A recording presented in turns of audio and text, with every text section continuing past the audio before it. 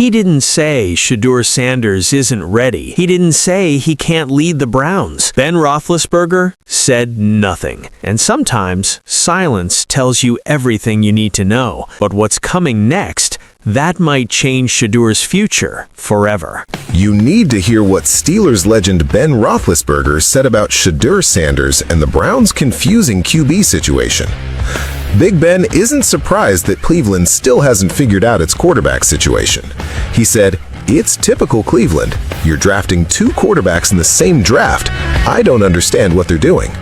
Roethlisberger also avoided judging Shedeur Sanders directly, adding, "I don't like to judge quarterbacks within the first 3 years, good or bad."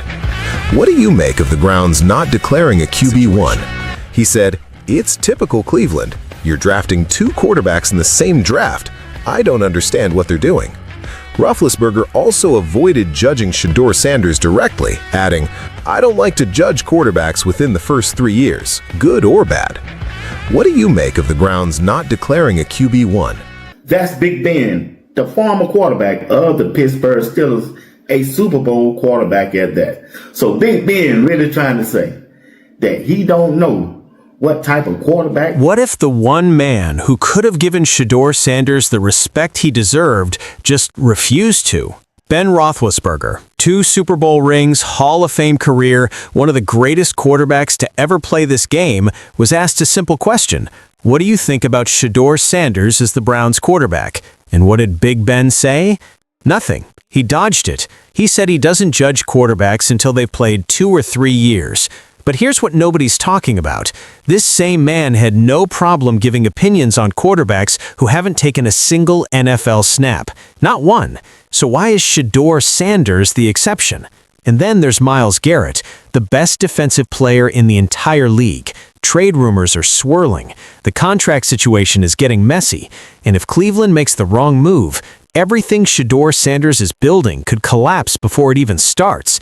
Stay with me, because this story is about to get a lot more intense. You need to hear what Steelers legend Ben Roethlisberger said about Shedeur Sanders and the Browns' confusing QB situation. Big Ben isn't surprised that Cleveland still hasn't figured out its quarterback situation. He said, "It's typical Cleveland. You're drafting two quarterbacks in the same draft. I don't understand what they're doing." Roethlisberger also avoided judging Shedeur Sanders directly, adding, "I don't like to judge quarterbacks within the first 3 years, good or bad." What happens when a legend goes silent at the worst possible moment? Ben Roethlisberger, 2 Super Bowl championships, over 2 decades of NFL experience, a quarterback who lined up against Tom Brady, Peyton Manning, the greatest the league has ever seen. If anybody on this planet has the knowledge, the credibility, and the experience to evaluate an NFL quarterback, it's Big Ben. So when someone asked him directly, "What do you think about Shedeur Sanders as the starting quarterback for the Cleveland Browns?" you'd expect a real answer. You'd expect a man of that caliber to say something, anything. But he didn't. And that silence is louder than any criticism he could have thrown. Here's how this whole thing started. Sports analysts, fans, and football insiders have been buzzing about Shedeur Sanders ever since he landed with the Cleveland Browns. The kid played college ball at Jackson State in Colorado. He showed out. He had the arm strength. He had the footwork. He had the accuracy. And when the Browns brought him in and gave him 7 games to prove himself in the NFL, people started watching closely, real closely. So naturally, reporters went to former players, legends of the game, and asked them to weigh in. That's how Big Ben Roethlisberger got pulled into the conversation. And here's what he said. He said he's not surprised that Cleveland still hasn't figured out its quarterback situation. He called it, and these are his words, typical Cleveland. He even questioned why the Browns were drafting 2 quarterbacks in the same draft, saying he doesn't understand what they're doing. Fair enough. That part people can debate. But then came the real moment. When asked directly about Shedeur Sanders, his game, his ability, his future, Big Ben pulled back. He said, and I'm paraphrasing here, that he doesn't like to judge quarterbacks within the first 2 to 3 years, good or bad. He said it takes time. He said you can't know what a quarterback is until they've had those years to develop. For Shedeur Sanders, I am going A-. He now has a signature win over Aaron Bleepin Rodgers and a Pittsburgh Steelers team that had caught fire on both sides of the ball and won their last 3 games. I gave him a B. Going 17 for 23 in that weather without your main target, it's phenomenal, especially against Pittsburgh and what they've been doing. Solid game, man. I give you a B, maybe a B-. I thought Shedeur played better in other games before this game. I didn't think this was Shedeur's best game, but he got the win. So if he wouldn't have got the win, I'd have put him at like a C, C-.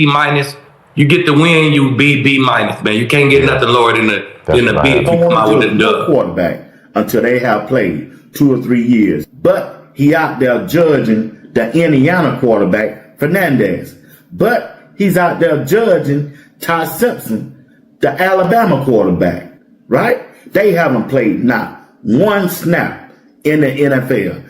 He can judge them, and he can say which quarterback he think gonna be good in the NFL when they have never taking a snap. Now, on the surface, that sounds reasonable. It sounds measured. It sounds like wisdom. But wait, because here's where things get complicated. Here's where the real story begins. This same Ben Roethlisberger, the man who says he doesn't judge quarterbacks before they've played, has been out here giving opinions on quarterbacks who have never taken a single snap in the NFL. Not one. We're talking about the quarterback from Indiana, Fernandez. We're talking about Ty Simpson, the Alabama quarterback. These guys haven't played a professional game. Not one regular season snap. Nothing. But Big Ben could talk about them. He could offer his opinions on them. He could project their NFL futures without hesitation. So let that sink in for a second.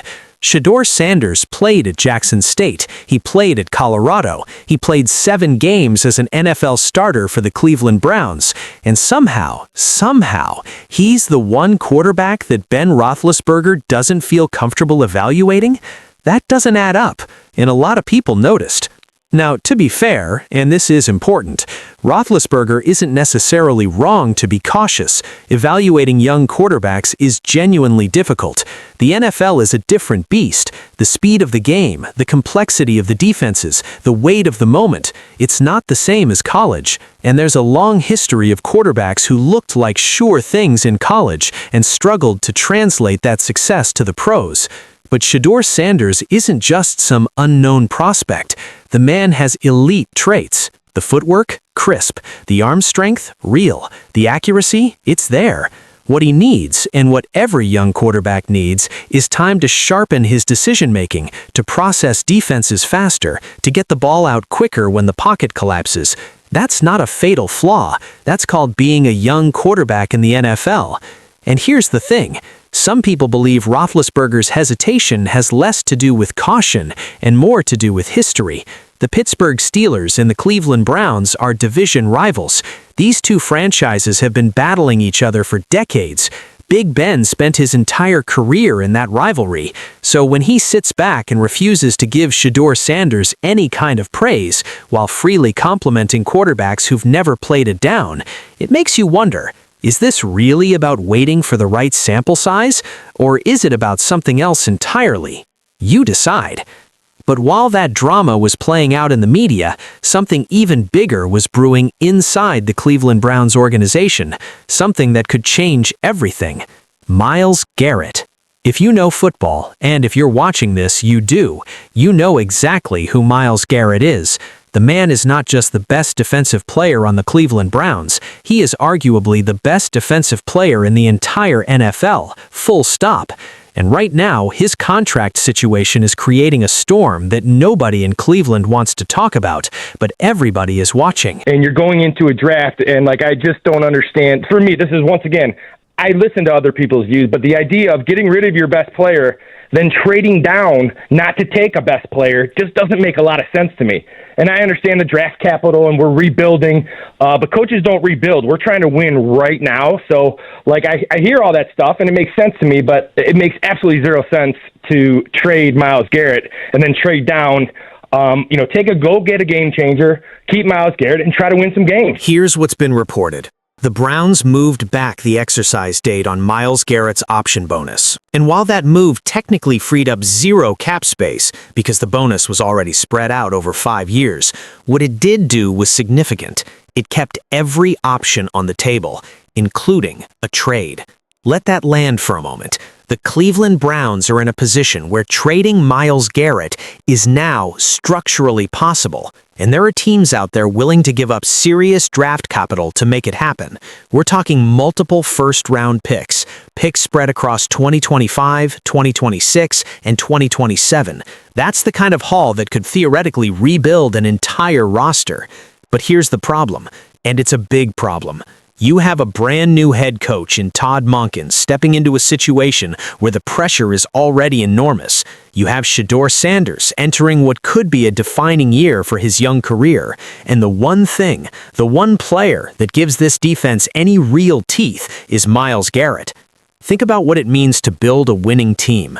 Offense gets the headlines, quarterbacks get the highlight reels, but championships are built on defense. And you simply cannot ask a young quarterback like Shedeur Sanders to carry a team that just traded away its anchor, its leader, its best player.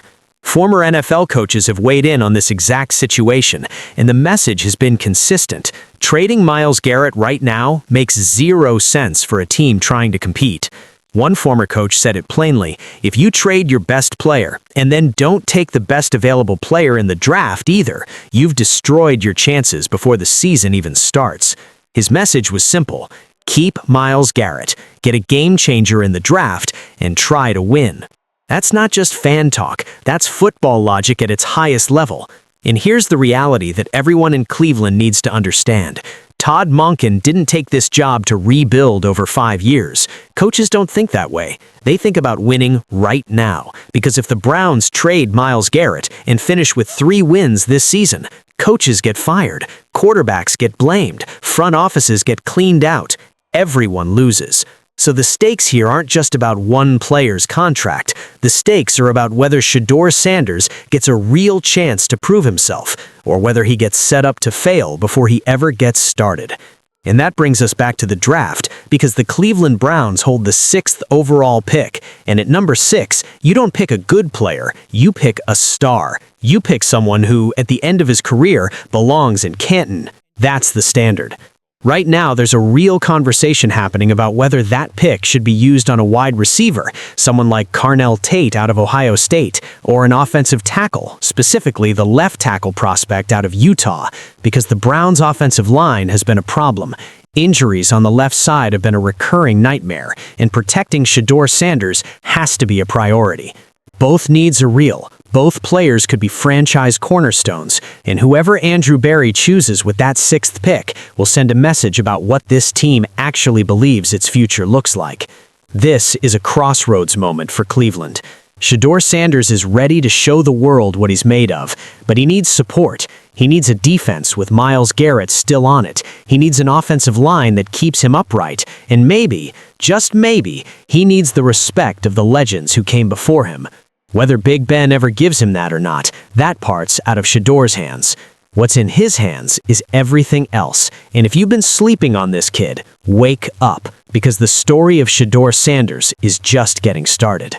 If you want to see how this all plays out, every draft pick, every contract move, every twist in this Browns story, hit that subscribe button right now. Turn on notifications, because we're going to be breaking this down every single step of the way. Don't miss it.